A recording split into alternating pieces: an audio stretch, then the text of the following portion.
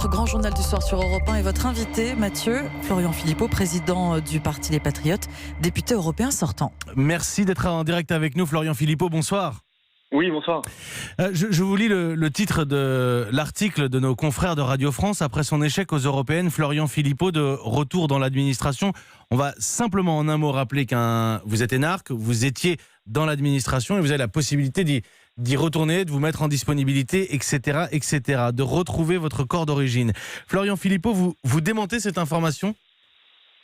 Oui, je l'ai démenti tout de suite et j'étais même surpris de voir qu'à partir simplement des dires d'un guignol du FN, parce que c'est un type qui est cité, on ne sait pas qui c'est, sans même m'avoir appelé, sans avoir appelé ni l'administration, on se permettait de faire un article. Alors ensuite, le journaliste de France Inter m'a appelé, il m'a dit j'ai fait une connerie, ma rédaction m'a mis la pression pour que je mette l'article en ligne, j'aurais dû vous appeler. Bon, bah oui. Le journaliste, attendez, parce que pour l'instant, c'est toujours en ligne, c'est toujours confirmé comme information de France Inter, très clairement. Le journaliste a mis un tweet et ils ont repris mon démenti dans l'article, mais vous avez raison, c'est quand même pris. J'ai vu que c'était même repris par Europe1.fr sans mon démenti. Enfin, c'est le journalisme en France en 2019, c'est un peu navrant. C'est pour ça. Florian Philippot, on vous redonne la parole.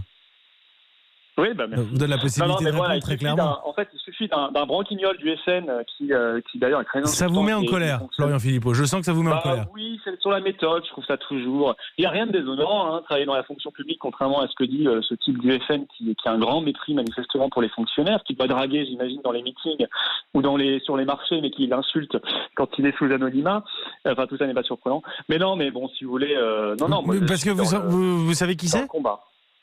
Pardon ? Mais parce que vous savez qui c'est ?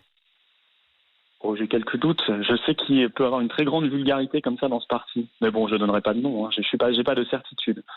Je sais pas, vous le traitez de broquignol, vous n'avez pas de certitude, on va accuser personne, on va être très clair là-dessus. Vu ses propos, même si je ne connais pas son Florian nom, Philippot, vous n'avez pas envoyé de... Je peux dire que c'est un broquignol, ça c'est sûr. Après la défaite de... Vous avez raison, il y a du choix là-bas. Donc. Après la défaite, vous le savez mieux que moi, après la défaite de dimanche dernier, vous n'avez donc pas écrit, envoyé de courrier ou formulé de demande formelle pour réintégrer l'inspection générale de l'administration. Vous démentez. Oui, voilà, totalement. Et vous ne le ferez pas. Vous ne le ferez pas. Ben non, mais c'est pas dans mes projets. Moi, je veux dire, je suis dans le combat, si vous voulez. Bien sûr que le résultat a été très décevant. Je vais pas le cacher. Je crois d'ailleurs qu'on n'est pas la seule force politique qui est déçue par les résultats. Il y a eu dans cette élection, on a en fait Macron a réussi son coup, si vous voulez. Il a focalisé sur un duel autour de lui. Ça sert à rien. Évidemment, on nous avait promis que si le RN arrivait en tête, Macron allait partir ou que les réformes du gouvernement allaient être annulées. C'est évidemment. Moi, j'avais prévenu. J'avais dit évidemment qu'il se passera rien du tout.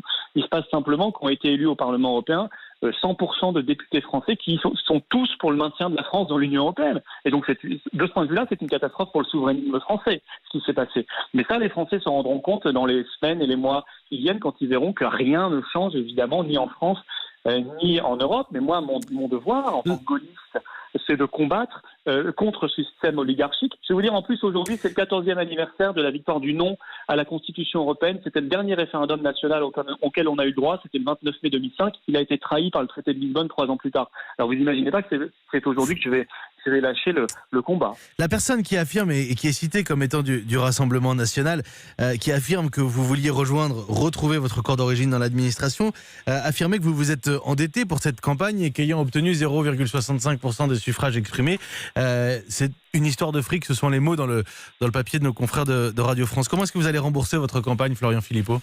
Mais pareil, je ne me suis pas endetté. J'ai contribué comme d'autres candidats sur la liste. J'ai contribué, je les en remercie, des adhérents, des patriotes, des donateurs, parce qu'en France, c'est vrai qu'on n'a pas les banques, on n'a même pas l'argent de l'État, on n'a rien du tout. Donc, mais je suis pas endetté.